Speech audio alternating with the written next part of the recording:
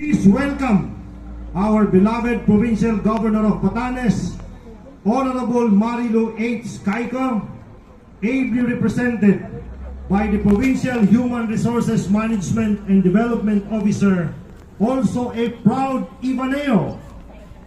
Please welcome Madam Ana Marie Omentado Rosas.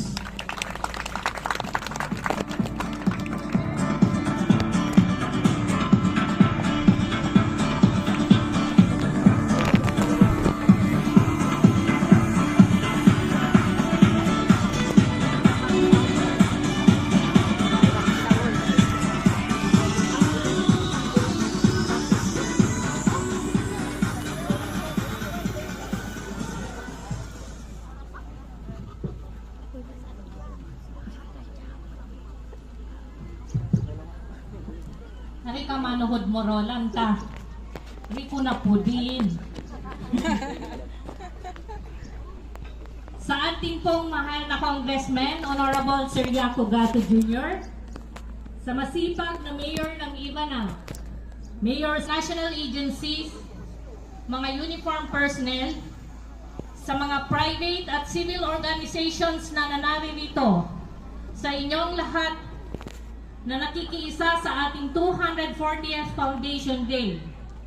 Magandang buhay, magtanim ng wakay, kumain ng wakay, upang humaba, tumatag, at guminhawa ang buhay. Kapyan kamo panu Diyos at tao, at isang mapagpalayang umaga po. Bago ang lahat, ay aking lubos na pagbati sa inyo pong 240th Foundation Day.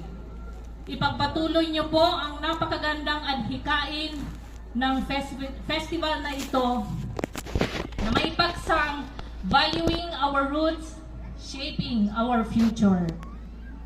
Just as this festival is preparing our municipality for a better future, I'm glad to impart that the highest award conferred to an Ivatan, yan po ang Gawad Mangpus for Ivatan Excellence, ay nanggagaling din dito sa Ibana.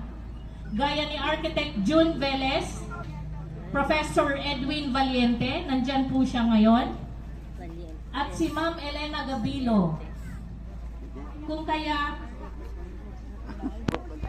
nating ma-maintain o ma-attain yung highest award, akayanin nating maitawid ang festival na ito because